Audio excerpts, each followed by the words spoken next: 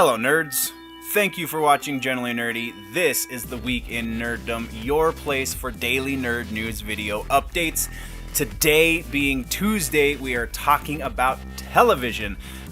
Real quick, we're not doing reviews this week in TV. We'll get to that when we get into the video, but there are headlines to talk about. We've got Legion, we've got Y the Last Man, Buffy Reboot update, Walking Dead. A lot of stuff is going on, so let's kick that intro real quick.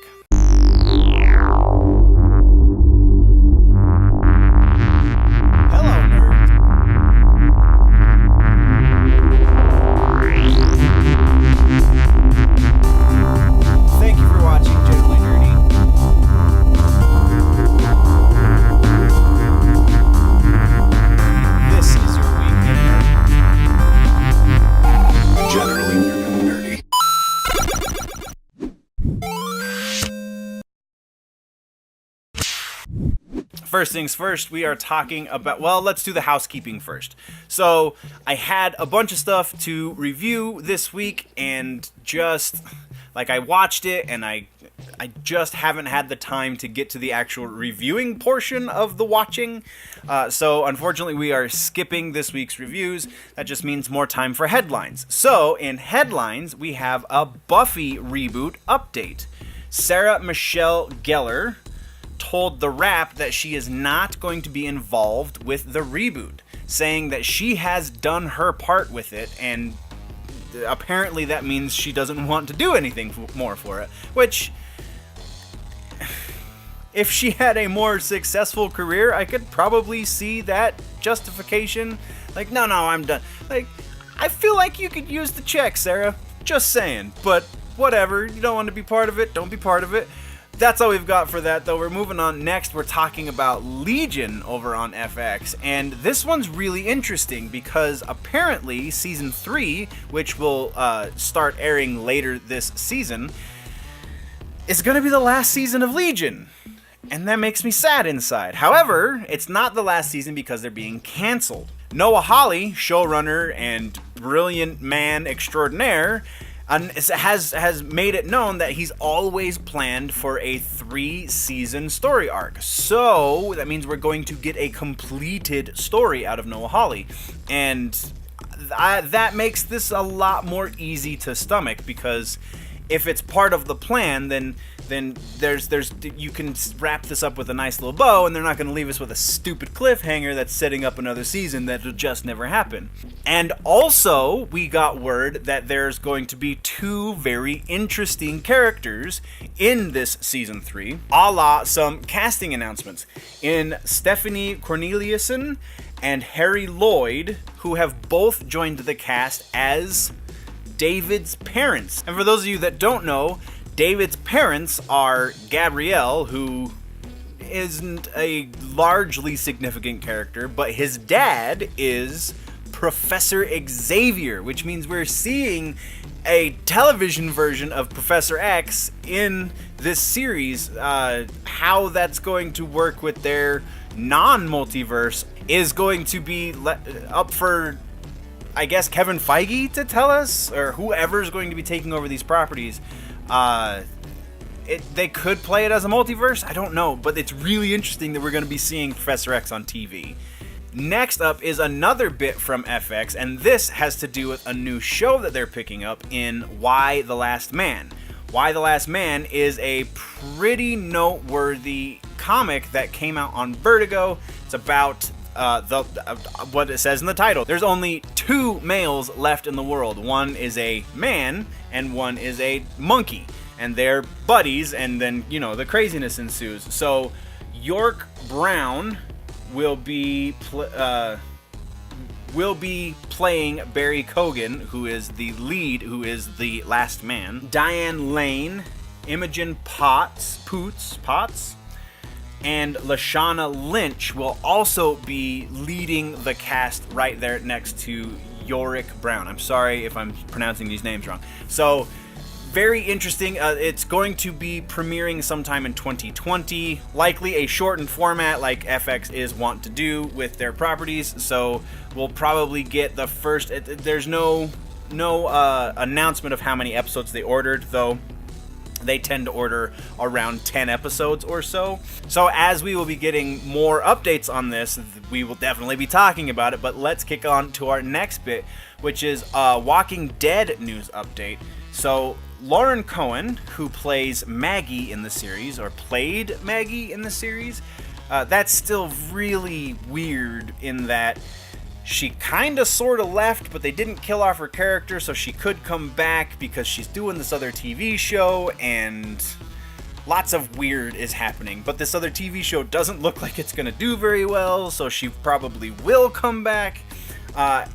She was talking to The Hollywood Reporter, and she made mention of discussions. There's nothing set in stone just yet, but there have been discussions of doing a spin-off series, because we know that FX is really going gung-ho now that Kirkman has left. They're really going hard on this Walking Dead stuff, which might oversaturate the market and it'll lose its value, but we'll see about that. But they're talking about doing a Maggie spin-off series, and there's a fine line, and I feel like if they're gonna do these direct-to-TV movies with Rick, and then a third series technically, because we have Fear the Walking Dead, so then we'll have 3 Walking Dead series on TV, and then the Rick movies, which I believe there's going to be like 4 or 5 of those, so that's kind of a mini series unto itself. That's getting real close to oversaturating the market right there, guys. You might want to reconsider and just bring Maggie back into the fold of the proper series that she started in. But that's just me. Next up, though, we're talking real quick update from the more stuff from the Television Critics Association press tour. I almost had it. Almost had all the words. ABC President Carrie Burke, sorry, she spells her name funny, so I thought I was going to mispronounce it. Carrie Burke has been talking about the fact that she is really keen on the idea of reading not 1, but 2 J.J. Abrams associated series in Lost and Alias.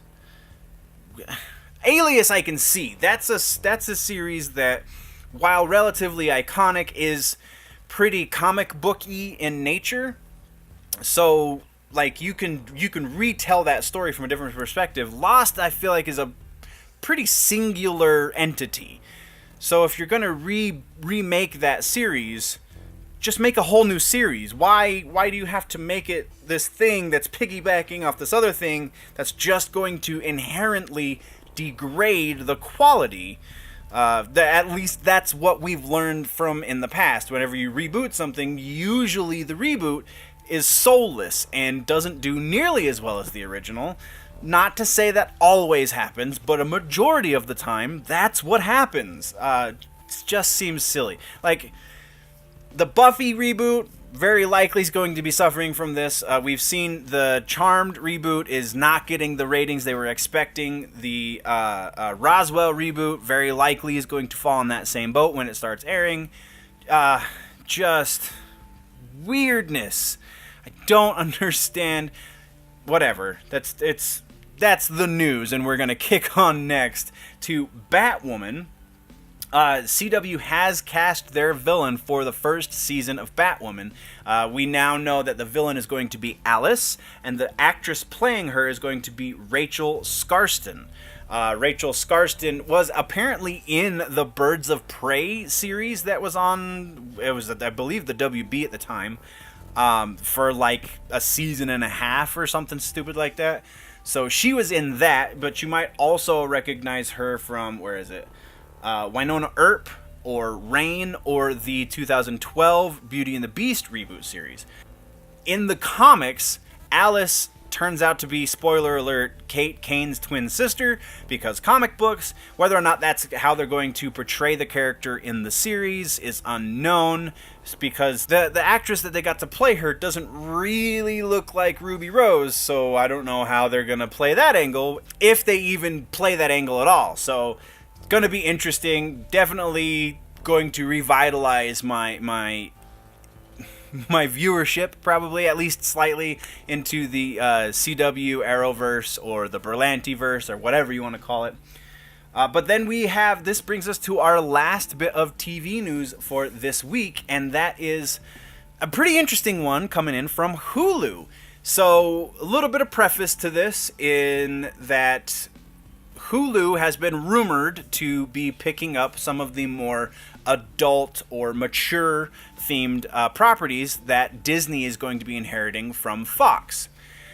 Because Disney is going to be majority shareholder in Hulu, it's still their platform, even though it's not exclusively their platform, so they don't have 100% control over it, but they can still pawn stuff off on that side. So, a lot of fans have been saying, well, that's easy then. You can bring back Daredevil, and you can bring back Iron Fist, and you can bring back Luke Cage, and when they get canceled, Punisher and Jessica Jones as well, and even another season of The Defenders. All of these things can happen on Hulu. And then we found out that there is a 2-year contract in which Marvel signed with Netflix, in that Netflix, after those shows are canceled, Netflix has 2 years before Marvel can put those characters into another property, as far as the terms of that contract are concerned. Now, it is possible that Marvel Disney can buy out Netflix from that contract. Nobody knows exactly what that would cost them, so that's where it lies. Now, talking with the big guy over at Hulu, Craig Erwich? It's a CH, so maybe it's Wick, I don't know. He's been making some very interesting statements. And he did reference the possibility of buying out those contracts, but it doesn't look like Disney's going to be loosening those purse strings anytime soon. The interesting things that he was talking about are 5 new series over on Hulu that are going to be Marvel series, but they're going to be more mature themed Marvel series, so it's kind of, this is what we were expecting. But they're animated, so that's interesting, and they have a very interesting creative, people attached to the creative teams. So, the series are Howard the Duck, MODOK, Hitmonkey, and Tigra and Dazzler. So that's 4, and then the 5th will be bringing those 4 shows back together for a team up, like the Defenders kind of thing, only to be called the Offenders. And the people associated with the creative teams are Kevin Smith, who's going to be doing Howard the Duck, Patton Oswalt, who's going to be doing MODOK and potentially Hitmonkey as well, and Chelsea Handler, who has been attached to the Tigra and Dazzler series. So that's pretty interesting. And then all of those teams will be doing the Offenders series, which I think is really freaking hilarious. No word on if any of those 3 are going to be voicing as well, or if they're just going to be part of the writing staff. That is uncertain at this point, but it's still going to be awesome. And that, guys, is where this episode ends. What did I miss? What should we talk about next week right here on TV News? Let me know in the comments down below. If, though, you want to go deeper into the conversation, there is a website, generallynerdy.net. That is the place to go get all of the freebies and find all of the social media links, and go to the general store to buy your nerdy swag. All of that is on generallynerdy.net. Also, next week, let me know what you want me to review. I have a couple of ideas for television. Television's usually an easy one to get reviews for. I just ran out of time on the review side of things this week because other things in my life are picking up their pace. More on that to come in future videos. If this is your first time at Generally Nerdy, though, please don't hesitate to click that subscribe button. Click the thumbs up if you like what I'm trying to do here, or if you think I'm a dumbass, then you can definitely click that thumbs down button as well. I ain't gonna hate on you necessarily.